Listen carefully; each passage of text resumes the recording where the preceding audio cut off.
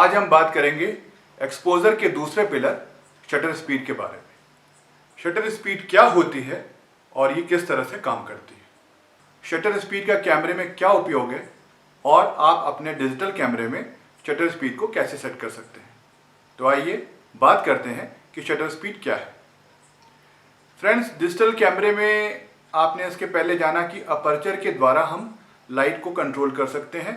Amount of light जितनी भी आती है वो लेंस के थ्रू इमेज सेंसर पर पड़ती है।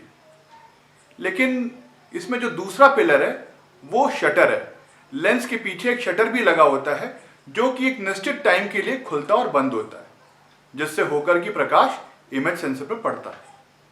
अब ये शटर कितनी देर खुलेगा या बंद होगा, इसी बात का निर्धारण शटर स्पीड के द्वारा होता है। ये शटर स्पीड जितनी तेज गति से चलेगी उतनी ही जल्दी वो बंद हो जाएगा और amount of light image sensor तक कम पहुंचेगी। और उसी तरह से अगर शटर स्पीड बहुत स्लो होगी, उसकी गति बहुत स्लो होगी, तो ज़्यादा लाइट पहुंचेगी और इस तरह से इमेज सेंसर तक प्रकाश की मात्रा ज़्यादा पहुंचेगी। फ्रेंड्स, अब बात करते हैं कि शटर स्पीड को नापा कैसे जाए, या वो जो शटर ओपन हो रहा है, क्लोज हो रहा है, उसको हम किस तरह से नाप सकते हैं। भाई, अगर शटर मान लीजिए उसको कोई हमें टाइम देना होगा, टाइम फ्रेम देना होगा कि भाई इतने टाइम तक वो खुलेगा और बंद हो जाएगा। शटर की गति को कैसे घटाया और बढ़ाया जा सकता है, या ये किस पैमाने पर नापा जाता है, आइए हम इसकी चर्चा करते हैं। दोस्तों, शटर की गति समय में नापी जाती है, ये सेकंड के भाग में नापी जाती है। जैसे अगर उदाहरण के लिए कहें कि 1/100, इसका मतलब कि सेकंड के 100वें भाग में शटर खुल रहा है और बंद हो जा रहा है। इसी तरह 1/200, 1/400, 1/800, 1/1600 और मैक्सिमम 1/4000 या कुछ कैमरों में 1/8000 भी होती है। तो आप ये कह सकते हैं कि शटर की गति को मैक्सिमम 1/4000 या 1/8000 तक करा जा सकता है, और मिनिमम अगर हम चले जाएं तो इसको हम 30 सेकेंड तक कर सकते हैं। दोस्तों, 30 सेकेंड के बाद कैमरे में एक ऑप्शन होता है जिसे कहते हैं कि बल्ब ऑप्शन या बी ऑप्शन। बी ऑप्शन को दबाने पर जब तक आप शटर रिलीज बटन को दबा कर रखेंगे तब तक वो आपका कैमरे में शटर खुला रहेगा। बी ऑप्शन का प्रयोग हमेशा रात्रि के समय फोटोग्राफी में किया जाता है, या नाइट जो फोटोग्राफी होती है उसमें किया जाता है, जब आपके पास प्रकाश की मात्रा बहुत कम होती है या एकदम कह लीजिए प्रकाश होता ही नहीं है।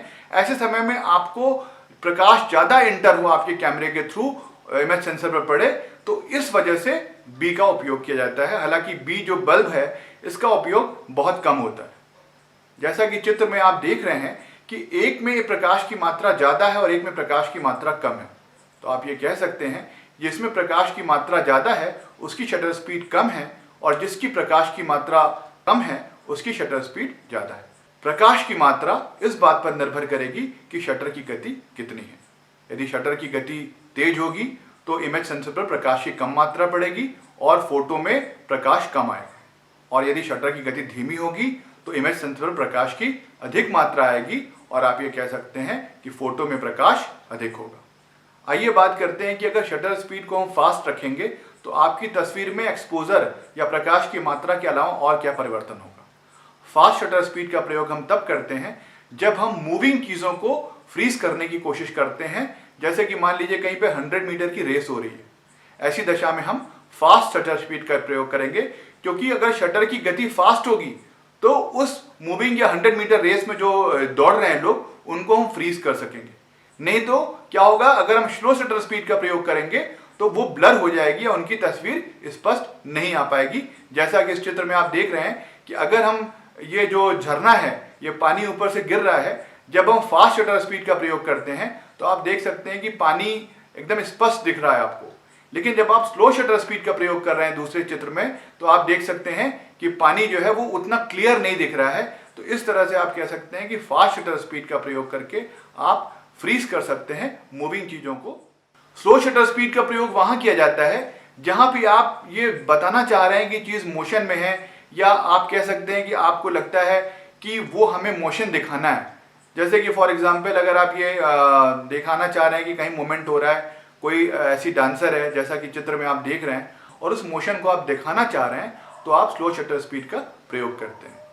यहाँ पर एक बात और ध्यान रखने योग्य है कि अगर हम स्लो शटर स्पीड का प्रयोग करते हैं तो हमें ट्राइपॉड का प्रयोग अवश्य करना है, नहीं तो हमारी पिक्चर इतनी ब्लरी हो जाएगी, इतनी अस्पष्ट हो जाएगी कि वो किसी काम की नहीं रहेगी। तो इसलिए जब भी आप स्लो शटर स्पीड का प्रयोग करें, ट्राइपॉड का प्रयोग अवश्य करें। शटर स्पीड की जो रेंज होती है, अगर हम हाईएस्ट लेते हैं तो हम उस पिक्चर को फ्रीज करते हैं, लेकिन अगर हम लोएस्ट लेते हैं तो हम इस पिक्चर को मोशन करते हैं या मोशन उस पिक्चर का दिखता है। तो आप ये कह सकते हैं कि हमें फास्ट शटर स्पीड वहीं पे प्रयोग करनी है जहां पे हम मूविंग चीज़ों को ले रहे हैं, फ्रीज करना चाह रहे हैं, और स्लो शटर स्पीड वहां पे लेनी है जहां पर हम चीज़ों में मोशन दिखाना चाह रहे हैं या मोमेंट दिखाना चाह रहे हैं। आइए बात करते हैं कि शटर स्पीड को हम कैसे सेट कर सकते हैं। तो जैसा कि आप देख रहे हैं कि DSLR कैमरे में हम ये जो पीछे व्हील दी हुई है, इसको घुमाकर शटर स्पीड को एडजस्ट कर सकते हैं। फ्रेंड्स, आपको हम ये एक चार्ट दिखा रहे हैं शटर स्पीड का आपकी सुविधा के लिए कि किन परिस्थितियों में कितनी शटर स्पीड का प्रयोग करेंगे। तो ये चार्ट देखकर भी आपको काफ़ी इससे मदद मिल सकती है कि किस स्थिति में हम अगर फास्टेस्ट मूविंग आइटम है या बर्ड की फ़ोटो ले रहे हैं, तो आप इसको देखकर इसका प्रयोग करके और अच्छी शटर स्पीड और अच्छी पिक्चर आप प्राप्त कर सकते हैं। तो आज आपने जाना कि शटर स्पीड क्या है, ये किस तरह से नापी जाती है, शटर स्पीड कितने प्रकार की होती है और अपने DSLR कैमरे में शटर स्पीड कैसे सेट करें। पिछले क्लास में आपने जाना है कि शटर स्पीड के अलावा अपर्चर भी प्रकाश की मात्रा को घटाने बढ़ाने और डेप्थ ऑफ फील्ड को नियंत्रित करने का एक प्रमुख साधन है, जिसके लिए आप हमारी पिछली video what is aperture and what is depth of field भी देख सकते हैं। अगली क्लास में हम ISO के बारे में बताएंगे, साथ ही अपर्चर, शटर स्पीड और ISO में क्या संबंध है इसके बारे में भी बात करेंगे। आशा है आज की क्लास आपको पसंद आई होगी। ये वीडियो आपको कैसा लगा इस बारे में कमेंट जरूर करें। नमस्कार।